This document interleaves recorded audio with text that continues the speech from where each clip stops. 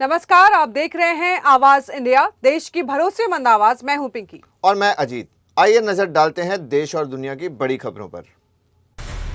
अमेरिकी राष्ट्रपति Donald Trump के स्टेट ऑफ द यूनियन संबोधन और उनके टैरिफ आधारित आर्थिक नीतियों पर केंद्रित है।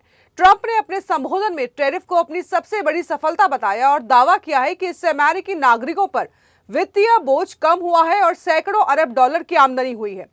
उन्होंने कहा है कि टैरिफ ने युद्ध रोकने और शांति बनाए रखने में भी मदद की है। हालांकि 4 दिन पहले अमेरिकी सुप्रीम कोर्ट ने 6-3 के फैसले में उनके टैरिफ को रद्द कर दिया, यह कहकर कि राष्ट्रपति के पास IEEPA के तहत टैक्स लगाने का अधिकार नहीं है, बल्कि यह अधिकार कांग्रेस के पास है।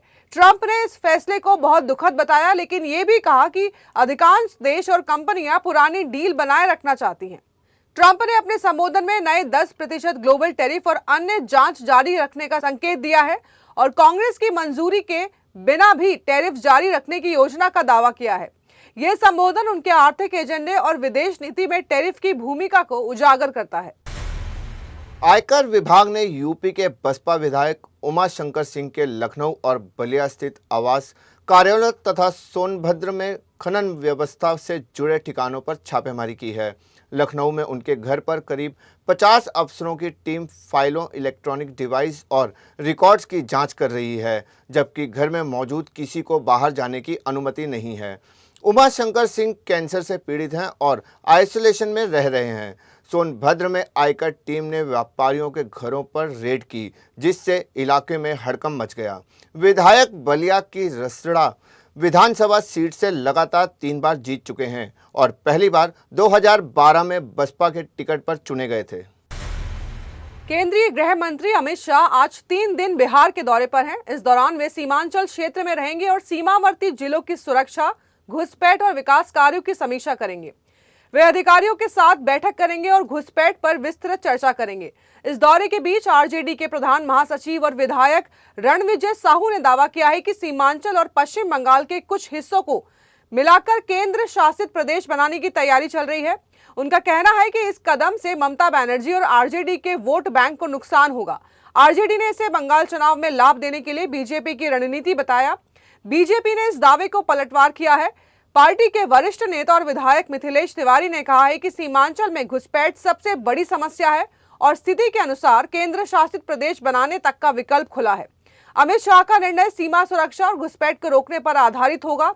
सुरक्षा की दृष्टि से प्रशासन अलर्ट मोड में है। सीमावर्ती इलाकों में सुरक्षा व्यवस्था की समीक्षा की जा रही है और पुलिस एवं खुफिया एजेंसियां सक्रिय हैं। अधिकारियों को विकास योजनाओं की अद्यतन रिपोर्ट तैयार रखने के निर्देश दिए गए हैं। T20 वर्ल्ड कप 2026 में टीम इंडिया के ऑलराउंडर रिंकू सिंह को परिवार में इमरजेंसी के कारण अचानक घर लौटना पड़ा। खबर के अनुसार उनके पिता की तबीयत गंभीर है और उन्हें ग्रेटर नोएडा के अस्पताल में वेंटिलेटर पर रखा गया है। रिंकू सिंह मंगलवार को चेन्नई में टीम इंडिया के प्रैक्टिस सेशन में नहीं दिखे और उनके 26 फरवरी को जिम्बाब्वे के साथ मैच में खेलने की संभावना कम है। इस टूर्नामेंट में रिंकू सिंह का बल्ले से प्रदर्शन अभी तक निराशाजनक रहा है। हालांकि उन्होंने फील्डिंग में अच्छे योगदान दिया है। टीम इंडिया अब अगले मैच की तैयारियों के लिए चेन्नई में केंद्रित है। साउथ फिल्मों के सुपरस्टार विजय देवरकोंडा और एक्ट्रेस रश्मिका मंदाना की शादी कल उदयपुर में संपन्न हो रही है। दोनों ने अपनी शादी के लिए डेस्टिनेशन वेडिंग चुनी है, जिसमें सिर्फ फैमिली मेंबर्स और करीबी दोस्त ही शामिल है। जो रिजॉर्ट वेन्यू चुना गया है वो है मेमेंटोज बाय ITC रिजॉर्ट, जो अरावली की पहाड़ियों के बीच झील के किनारे बसा है। रिजॉर्ट में ओपन लॉन, बैंकेट हॉल और आउटडोर वेन्यू है, जिसे मेहंदी, हल्दी जैसे फंक्शंस के हिसाब से सजाया जाता है। रिजॉर्ट में कुल 117 कमरे हैं, जिनमें प्रीमियम सूट और पर्सनल विला भी शामिल है। मिली जानकारी के अनुसार रिजॉर्ट में कमरे का किराया रात के 20,000 से 50,000 रुपए तक है, जबकि सूट या पर्सनल विला 70,000 रुपए तक का होता है। शादी का न्यूनतम खर्च लगभग 90 लाख रुपए है, जो फंक्शन की ग्रैंडनेस, डेकोरेशन और मेहमानों की संख्या के अनुसार 2.5 करोड़ रुपए तक जा सकता है। विजय और रश्मिका की शादी में लगभग 100 लोग शामिल होंगे। शादी के बाद मार्च में दोनों अपना वेडिंग रिसेप्शन हैदराबाद में रखेंगे, जिसमें फिल्म इंडस्ट्री से जुड़े लोग शामिल होंगे। कहा जा रहा है कि रिसेप्शन भी उतना ही भव्य और खूबसूरत होगा जितना उनकी शादी का डेस्टिनेशन वेडिंग है। उज्जैन जिले के बड़नगर स्थित प्रसिद्ध बुद्धेश्वर महादेव मंदिर में इस बार आस्था का अद्भुत नजारा देखने को मिला। 1,31,00,000 के नोटों से भगवान का भव्य श्रृंगार किया गया, जो अब तक का सबसे बड़ा आंकड़ा है। इस अनूठी सजावट को तैयार करने में 7 कुशल कलाकारों की टीम ने अपनी कला का प्रदर्शन किया। पिछले 5 वर्षों से लगातार जारी इस परंपरा में हर साल श्रृंगार की राशि बढ़ती जा रही है। मंदिर के नोटों से बने मुकुट, हार और आकर्षक लड़ियों से सजाए गए महादेव के इस मनमोहक रूप को देखने के लिए भारी संख्या में श्रद्धालु मंदिर पहुंचे।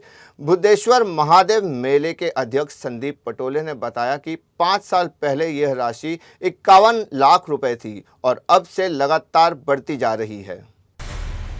देश और दुनिया की बड़ी खबरों में फिलहाल के लिए इतना ही। जुड़े रहिए आवाज इंडिया के साथ, जल्द होगी मुलाकात। तब तक के लिए नमस्कार।